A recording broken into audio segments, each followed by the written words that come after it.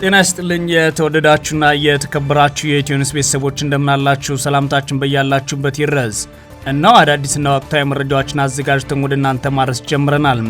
ከኢትዮኒውስ የዜና ውጃ ጋር አብራችሁ እንድትቆዩ ግብዣችን ነው። በቅድሚያም አርዕስተ ዜናዎችን አስቀድማለሁ። የፋኖ ኃይሎች አንድነት በቅርብ ጊዜ ውስጥ ይፋ ይደረጋል ተባለ። የጊዜያዊ መንግስት መዋቅር ማደራጀቱን የገለጸው የአማራ ፋኖ ብሔራዊ ኃይል ቴዎድሮስ ዕዝ በቅርብ ጊዜ ሁሉም የሚጠብቀው የአማራ ፋኖ አንድነት ይፋ ይሆናል ሲል አስታውቋል። በርካታ የአገዛዙ ጦር ምርኮኞችና ውዶ ገቦች በፋኖ በጊዜያዊ ማቆያ ካምፖች ይገኛሉ ያለው አፋባ ለቀይ መስቀልና መሰል ዓለም አቀፍ አካላትም ጥሪውን አቅርቧል። በዝርዝር እናየዋለን። በኢትዮጵያ በዜጎች የዕለት ተዕለት ኑሮ ላይ የሚታየው እጅግ የከፋ ድህነት በአሳሳቢ ሁኔታ እየጨመረ መሆኑን የተመድ አዲስ ሪፖርት አጋለጠ። ሪፖርቱ በኢትዮጵያ እጅግ የከፋ ድህነት እየጨመረ መምጣቱን በማሳሰብ ጥብቅ ማስጠንቀቂያ አውጥቷል። በምስራቅ አፍሪካ እድገት አላት የተባለች ኢትዮጵያ የከፋ የድህነት ጣሪያ ላይ እየተቀመጡ ያሉ ዜጎችና ድህነቱን በየጊዜው እየተስፋፋ መምጣቱ ግን አሳሳቢ ነው ብሏል። ዝርዝሩን ትሰሙታላችሁ።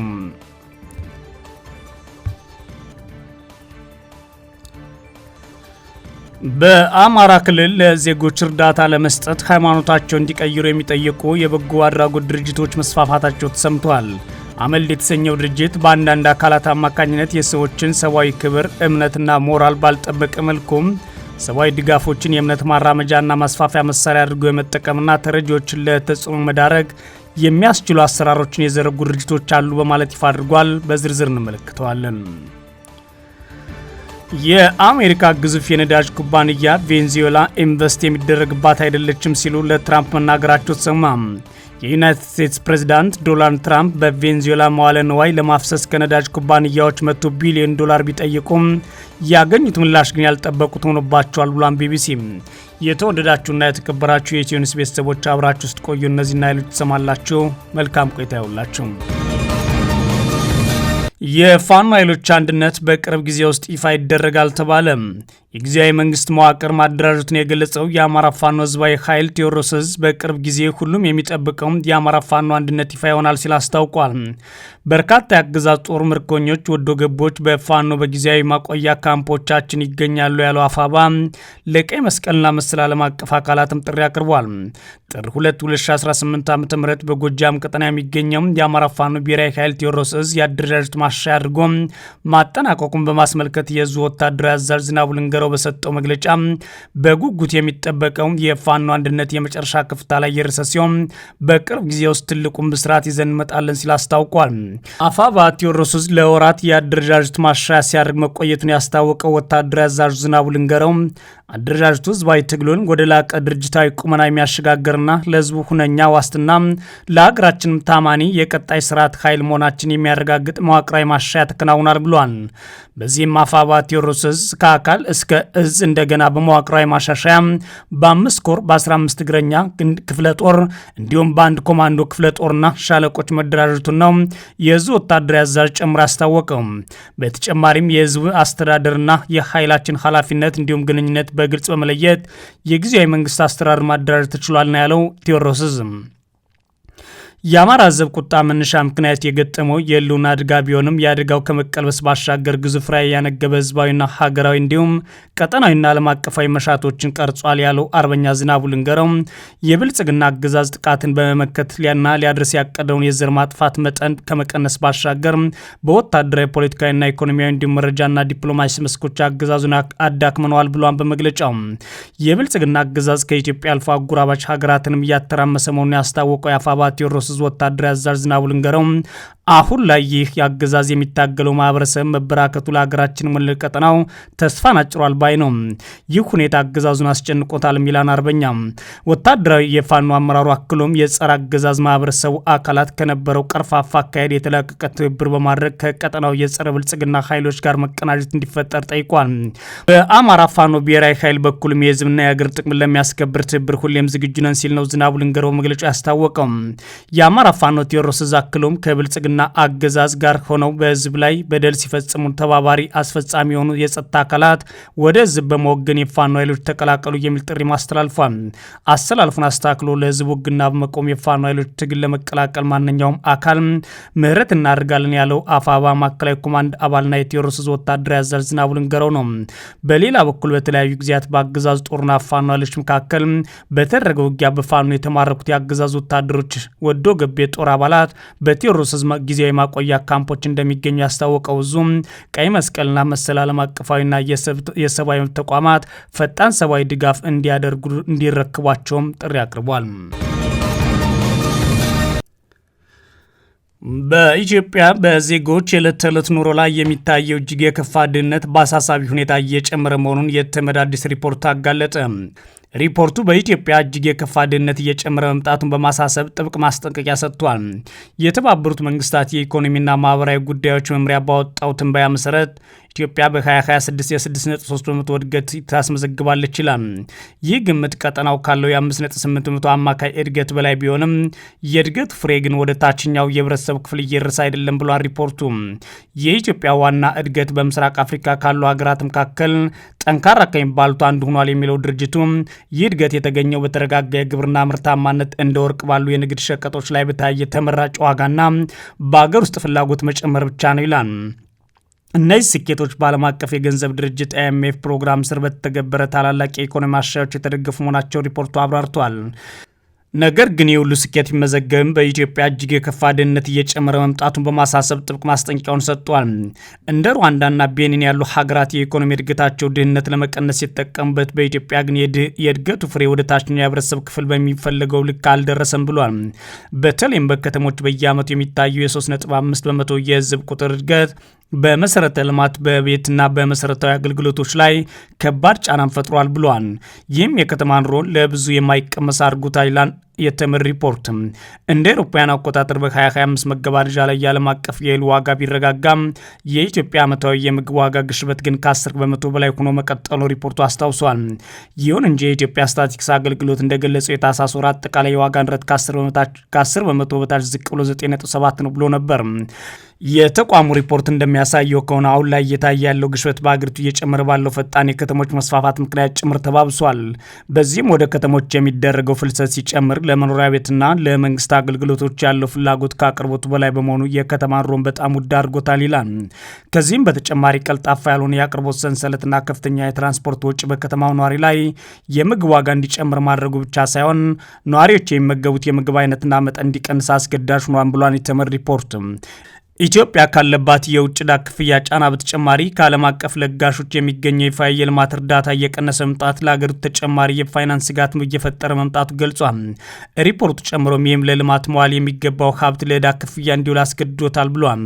ኢትዮጵያ በአሁኑ ወቅት በሀገር አቀፍ የሂሳብ አያያዝ ክለሳ ምክንያት ጊዜያዊ ያልተመደበ በሚል ሁኔታ ላይ የምትገኝ ሲሆን አጠቃላይ የማክሮ ኢኮኖሚ ማሻሻያዎች ግን ለቀጠናው እድገት አዎንታዊ ሚና እየተጫወቱ ቢሆንም በኢትዮጵያ ግን ከፍተኛ የድህነት ወለል ላይ የወደቁ ዜጎች ቁጥር በየጊዜው እየጨመረ መምጣቱን ሪፖርቱ ይፋ አድርጓል።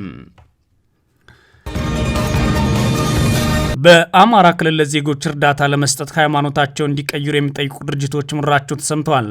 አመልድ የተሰኘው ድርጅት በአንዳንድ አካላት አማካኝነት የሰዎችን ሰብአዊ ክብር፣ እምነትና ሞራል ባልጠበቀ መልኩ ሰብአዊ ድጋፎችን የእምነት ማራመጃ ማስፋፊያ መሳሪያ አድርጎ የመጠቀምና ተረጂዎችን ለተጽዕኖ የመዳረግ አሰራሮች መስተዋላቸውን ይፋ አድርጓል።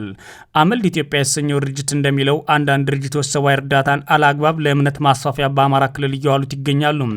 አመልድ ኢትዮጵያ በተለይም የቀድሞ የአማራ ክልል መልሶ ማቋቋም ድርጅት ሆኖ ሲሰራበት ከነበረበት ጊዜ ወዲህ በአማራ ክልል አንዳንድ አካባቢዎች የሰብአዊ እርዳታ አሰጣጥ መርሆችን የሚጥሱ ተግባራት ይታያሉ ሲል ባወጣው መግለጫ ወቅሷል። ድርጅቱ በአንዳንድ አካላት አማካኝነት የሰዎችን ሰብአዊ ክብር በቀጥታ እምነታቸው እንዲቀይሩ የሚጠይቁ ሞራላቸውን ባልጠበቀ መልኩ ሰብአዊ ድጋፎችን የእምነት ማራመጃና ማስፋፊያ መሳሪያ አድርገው የመጠቀም ተረጂዎችን ለተጽዕኖ የመዳረግ አሰራሮች ተስተውለዋል ብሏል። እርዳታ የእምነት መሳሪያ ያደረጉ አካላትም ሆነ ወይም ድርጊቱ የተፈጸመበት ስፍራ ግን አልጠቀሰም። ሁሉም በጎ አድራጎት ድርጅቶችና ማህበራትና ለጋሽ ተቋማት ሰብአዊ መርሆችን የማክበር ግዴታ እንዳለባቸው ባለፉት 40 ዓመታት በአማራ ክልል የሰብአዊ ድጋፍ በማቅረብ የሚታወቀው አመልድ ኢትዮጵያ አስታውቋል። በአማራ ክልል አንዳንድ አካባቢዎች እርዳታ አሰጣጥ መርሆችን የሚጥሱ ተግባራት ይታያሉ ያለው የአመልድ መግለጫ ድርጅቱ የዜጎችን ችግር እንዳጋጣሚ በመጠቀም ይፈጽማሉ ያላቸውን ችግሮች ዘርዝሯል። ሃይማኖት የማስቀየር፣ የተረጂዎችን ክብር መንካት እንዲሁም ከፍተኛ ሞራል ግድፈቶችን በእርዳታ ስም መከናወናቸውን ድርጅቱ አውግዟል። አመልድ ኢትዮጵያ ዓለም አቀፍ መስፈርቶችን እንደሚደነግጉት ሰብአዊ እርዳታ ያለምንም ሃይማኖታዊ ወይም ብሔር ተኮር ጫና መቅረብ አለበት ይላል። በዚህ ዘርፍ ሀሳባቸውን እንዲያጋሩ ዶይቼ ቬለ ጠየቃቸው በአማራ ክልል የሚገኙ የሲቪል ሶሳይቲ ህብረተሰብ ለትብብርና ልማት ዳይሬክተር አቶ ንጋቱ ደስታ የረድኤት ተቋማት የተመሰረቱበት ዓላማ ማክበር ይጠበቅባቸዋል ይላሉ። ለዶይቼ ቬለ ሲናገሩ መርሁ የሚለው የረድኤት ተቋማት ከፖለቲካ ከሃይማኖት ገለልተኛ ናቸው፣ አስቸኳይ እርዳታ የሚያደርጉበት ጊዜም ሃይማኖትም ሆነ ዘርን እምነትን መሰረት ሳያደርጉ ማገዝ ነው መርሁ፣ ይህንን የማያደርጉ ካሉ ከመርሁ የወጡ ናቸው ይላል። የሰብአዊ እርዳታ ያለምንም ሃይማኖታዊ፣ ፖለቲካዊ ወይም ደግሞ ብሔር ተኮር ጫና መቅረብ አለበት ያለው አመልድ ኢትዮጵያ የተባበሩት መንግስታት ድርጅት ስምምነቶችን በግልጽ እንደሚያስቀምጡት ማንኛውም ግለሰብ የለሹን እምነት ወይም ሃይማኖት እንዲቀበል ሳይገደድ እርዳታ የማግኘት መብት አለው ይላል። የአመልድ መግለጫ ታዲያ ጨምሮ በአንድ የረድኤት ተቋም ዳይሬክተር ከሆኑት ሌላ አስተያየት ሰጪዎችም የተረጋገጠ ሆኗል። በእንደዚህ አይነት ከረድኤት ተግባራት ዓላማ ጋር ያልተወገነ ተግባር የሚፈጽሙ ድርጅቶች ካሉ መንግስት ዝም ማለት የለበትም ይላሉ። አሁን እምነት ታሳቢ ተደርጎ እርዳታ የሚሰጥ ከሆነ ከመርሁ ውጭ ያሉ ተቋማት መያዝ ነው፣ በህግ መጠየቅ መቅጣት ነው። የሲቪል ሶሳይቲ ተቋም ግን እንደሚሰሩ ዓላማው ምን እንደሆነ ምን እንደሚተገብሩ ግልጽ ነው። እዛ ውስጥ የሚሳተፉ ካሉ ፈቃዳቸው መሰረዝ አሊያም አስፈላጊ ከሆነ ማስጠንቀቂያ መስጠት ይፈልጋል ይላሉ አንድ ለዶይቼ ቬለ አስተያየታቸው የሰጡ ሰው። ከ20 ዓመት በላይ በመሰል የረድኤት ተግባራት ላይ የተሰማሩት ወይዘሮ ሐናንያ መሐመድ የሲቪክ ማህበራት ለትርፍ ያልተቋቋሙ በመሆናቸው የገቡትን ቃል ኪዳን አክብረው የመስራት ግዴታ አለባቸው ይላሉ። ተቋማችን ለትርፍ ያልተቋቋመ ገለልተኛ፣ ከሃይማኖቱም ከምንም ገለልተኛ ሆኖ የሚሰራ ነው። ይህ ቃል ኪዳናችን ነው። ሰው በሃይማኖቱም በሌላም ሰዓት ላይ ነው። ይህን የተቋቋምንበት ዓላማ ነው ይላሉ። ነገር ግን ድርጅቱ በአማራ ክልል አሁን ላይ እምነትን መሰረት ያደረገና ተረጂዎቹ ሃይማኖታቸውን እንዲቀይሩ የሚያስገድዱ ድርጅቶች መኖራቸውን በይፋ በመግለጫ አስታውቋል። በክልሉ ከተለያዩ አካባቢዎች ተፈናቅለው የመጡ በርካታ ዜጎች ያሉ ሲሆን ለዕለት ጉርሳቸው ሲሉ እምነታቸውን እንዲቀይሩ መጠየቃቸው ግን አሳሳቢ ሆኗል። የአሜሪካ ግዙፍ የነዳጅ ኩባንያዎች ቬንዙዌላ ኢንቨስት የሚደረግባት አይደለችም ሲሉ ለትራምፕ ተናገሩ። የዩናይትድ ስቴትስ ፕሬዝዳንት ዶናልድ ትራምፕ በቬንዙዌላ መዋዕለ ንዋይ ለማፍሰስ ከነዳጅ ኩባንያዎች $100 ቢሊዮን ቢጠይቁም ያገኙት ምላሽ ግን ያልጠበቁት ሆኖባቸዋል ይላል ቢቢሲ። በዋይት ሀውስ በነበረው ስብሰባ ላይ አንድ የግዙፍ የአሜሪካ ነዳጅ ኩባንያ ዋና ስራ አስኪያጅ ቬንዙዌላ አሁን ኢንቨስት የሚደረግባት አይደለችም ብለዋል። የዓለማችን ግዙፍ የነዳጅ ኩባንያ ስራ አስኪያጅ ከትራምፕ ጋር ውይይት ሲያደርጉ ነው የተሰማው። ኃላፊዎቹ ቬንዙዌላ ግዙፍ የነዳጅ ክምችት እንዳላት ቢያምኑም አካባቢ የኢንቨስትመንት ማዕከል ለማድረግ ብዙ ገንዘብ እንደሚጠይቅ ተናግረዋል። የአሜሪካ ኃይሎች ወደ ካራካስ አቅንተው የሀገሪቱን ፕሬዚዳንት ኒኮላስ ማዱሮን በቁጥጥር ስር ካዋሉ በኋላም ትራምፕ የቬንዙዌላ የነዳጅ ሀብት ለዓለም ገበያ አውላለሁ ማለታቸው ይታወሳል። አርብ በዋይት ሀውስ በነበረው ውይይት ዩናይትድ ስቴትስ ከዚህ የምታገኘው ጥቅም ዋጋው ዝቅ ያለ የኃይል አቅርቦት ነው ሲሉ ትራምፕ ተናግረዋል። ነገር ግን የነዳጅ ኩባንያ ባለቤቶች ሁኔታውን በጥንቃቄ እንዲታይ ይሻሉ።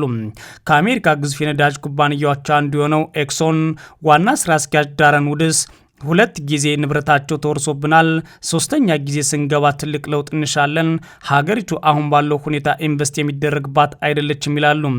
ቼቭሮን የተባለ ኩባንያ በደቡብ አሜሪካዊቷ ሀገር አሁን እየተንቀሳቀሰ ያለ ብቸኛ የአሜሪካ የነዳጅ ኩባንያ ነው። የስፔኑ ሬፕሶልና የጣሊያኑ ኤኒ ቬንዙዌላ ውስጥ የሚሰሩ ሲሆን የኩባንያዎቹ ኃላፊዎች በዋይት ሀውስ ስብሰባ ላይ ተገኝተዋል። ትራምፕ የትኛው ኩባንያ ቬንዙዌላ ውስጥ መንቀሳቀስ እንደሚችል ፈቃድ የሚሰጠው መንግስታቸው መሆኑን ተናግረዋል። ከእኛ ጋር ነው የምትሰሩት ቬንዙዌላ ጋር አይደለም፣ ከቬንዙዌላ ጋር እንድትሰሩ አንፈልግም ሲሉ ተደምጠዋል። ዋይት ሀውስ እንዳለው ቬንዙዌላ ላይ የተጣሉ ማዕቀቦች እየቀነሰ ለማንሳት ዝግጅት ላይ ነው። የአሜሪካ ባለስልጣናት አሁን ሀገሪቱ ከሚመሩት ከቀድሞ የማዱሮ ምክትል ዴሊስ ሮድሪጌዝ ጋር በትብብር እየሰሩ እንደሆነ አሳውቀዋል። አሜሪካ በተገባደደው ሳምንት ማዕቀብ የተጣለባት ነዳጅ የጫነች መርከብ በቁጥጥር ስር መዋሏን ማስታውቃለች። ከነዳጅ ሽያጭ የሚገኘው ገንዘብ በአሜሪካ ቁጥጥር ስር ባለ የሂሳብ መዝገብ ውስጥ እንደሚገባም ተነግሯል።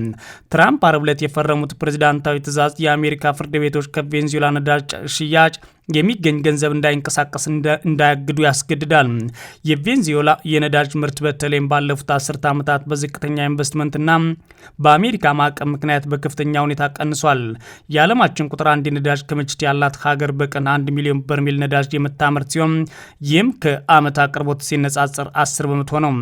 ኤክሶንና ሼል በቬንዙዌላ ያለውን የደህንነት ሁኔታ ካልተጠበቀና ህጋዊ ዋስትና ከሌለው አይደለም በ10 ቢሊዮኖች 1 ቢሊዮን ኢንቨስት አያደርግ አናደርግም ሲሉ ጎልድዊን ተናግረዋል ማለት ቢቢሲ ዘግቧል። የተወደዳችሁና የተከበራችሁ የኢትዮ ኒውስ ቤተሰቦች መረጃዎቻችን እነዚህ ነበሩ። መልካም ጊዜ ይመኛሉ።